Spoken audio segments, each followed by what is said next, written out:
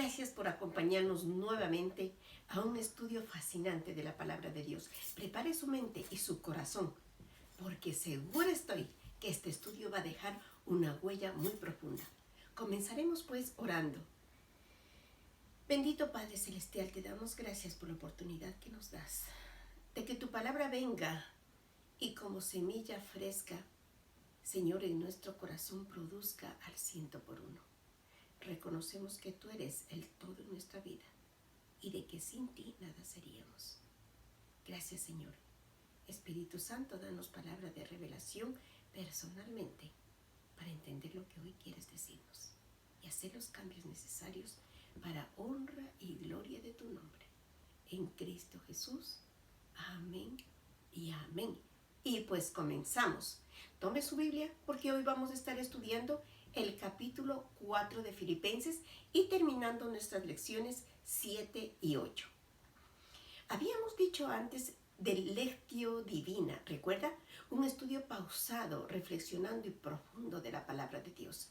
Y eso es lo que vamos a hacer hoy también, a estudiarla a profundidad, pausadamente.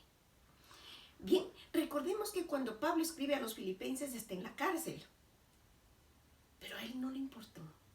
Él en esa situación, él vio la oportunidad para dirigirse a los filipenses y con una carta muy amable y cariñosa, cuidar de la grey del Señor. Comencemos leyendo los versículos 2 y 3. La palabra de Dios dice: ruego a Evodia y a Síntique que sean de un mismo sentir. ¿Qué pasaba? Tenían problemas. Estaban dentro de una iglesia, dentro de una comunidad, eran líderes y tenían problemas entre ellas. Que el Señor les dice: quiero que sean de un mismo sentir. ¿Y por qué digo al Señor? Porque sí, es la palabra de Dios, usando a Pablo para escribir esta carta. Y luego les dice: les ruego a ustedes, en el versículo 3 dice: por favor ayuden a estas dos mujeres a ponerse de acuerdo. Porque siendo líderes tenían que dar un buen ejemplo.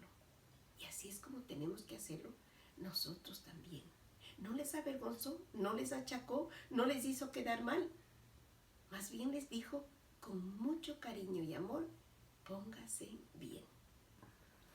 El versículo 4 dice Pablo a través de su carta: regocijaos en el Señor siempre. Otra vez digo, regocijaos. A pesar de que él estaba en la prisión con cadenas y después de haber sufrido muchos latigazos y muchas cosas que él pasó, él se mantenía con el gozo del Señor. Y él está diciendo: regocíjense, adoren, alaben como un estilo de vida. De tal manera que dice, no importa que estén pasando por duros procesos, no importa que tengan personas sobre ustedes que no les dejan seguir al Señor como ustedes quisieran. No importa todo eso, a pesar de la tensión que usted tenga y a pesar de que esté sufriendo, dice el apóstol Pablo, continúen con gozo. Y ese es uno de los hermosos consejos que el Señor nos da a través de Pablo. El versículo 5 dice: vuestra gentileza sea conocida de todos los hombres, el Señor está cerca. ¿Y gentileza qué quiere decir? Ser una persona paciente, amable, con disposición a ceder, con dulzura y misericordia. Eso es lo que nos aconseja hoy Pablo a través de su carta.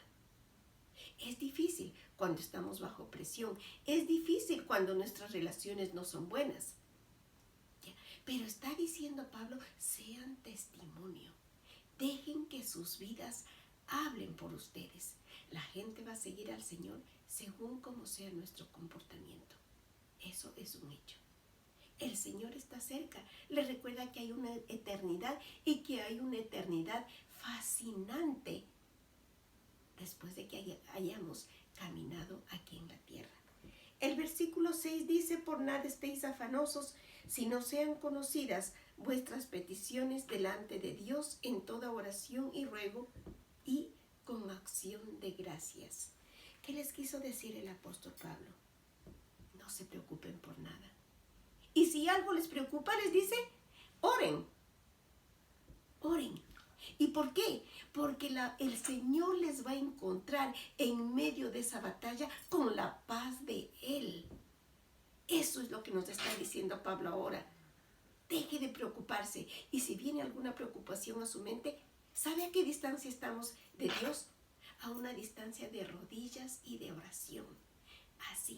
Así de cerquita estamos para que encontremos la paz del Señor. Nada es demasiado pequeño, nada es demasiado grande para que usted deje de orar. Ponga todas sus necesidades en el altar de Dios y empape cada oración con agradecimiento. Eso es lo que nos dice Pablo en el día de hoy. Dios nos promete que su paz nos encontrará allí, frente a la lucha, frente a lo que estamos pasando. ¿Está nerviosa? Ore. ¿Está intranquila por algo? Ore. ¿Necesita sanidad? Ore. En toda ocasión, dice el Señor, dice Pablo, siempre estén en oración. ¿Y qué es lo que va a pasar? La paz del Señor va a estar allí para nosotros. Seguimos. El versículo 8 dice: por lo demás, hermanos, todo lo que es verdadero, todo lo honesto, todo lo justo, todo lo puro, todo lo amable, todo lo que es de buen nombre, si hay virtud alguna, si algo digno de alabanza, en eso pensad. ¿Qué nos está diciendo aquí? Que dejemos, en vez de pensar en lo malo, que pensemos en lo bueno. Que en vez de pensar en mentira, pensemos en la verdad. Que en lugar de pensar cosas terribles, pensemos en cosas amables, en cosas agradables. Que pensemos en lo puro en lugar de lo corrupto. Claro que no es fácil. Para ello tenemos que cambiar nuestra manera de pensar. Tenemos que de pronto cambiar aquellas cosas con las que crecimos. Pero el Pablo dice, piensen en cosas saludables, en cosas que les dan vida a ustedes, para que tengan, ¿qué? Un estilo de vida diferente. Y luego nos da una última herramienta, Pablo, en este consejo a través de los Filipenses. El versículo 9 dice: lo que aprendiste y recibiste y oísteis y visteis en mí, eso haced, y el Dios de paz estará con vosotros. Finalmente, Pablo les recuerda que no solo deben ser enseñados, sino que también tienen que vivir lo que estamos aprendiendo. Eso es lo que nos está diciendo Pablo. Practiquen lo que yo les he enseñado, dice. Y a nosotros nos dice el Señor igual el día de hoy. Lo que esté en mi palabra, eso póngale en acción, eso póngale a la práctica. Y luego decía Pablo, imíteme. Pues usted y yo necesitamos tener alguien a quien imitar. Necesitamos tener un líder. Alguien quien nos discipule, alguien quien nos cuide, alguien que con amor nos haga ver los errores que estamos cometiendo. ¿Para qué? Para seguir agradándole al Señor.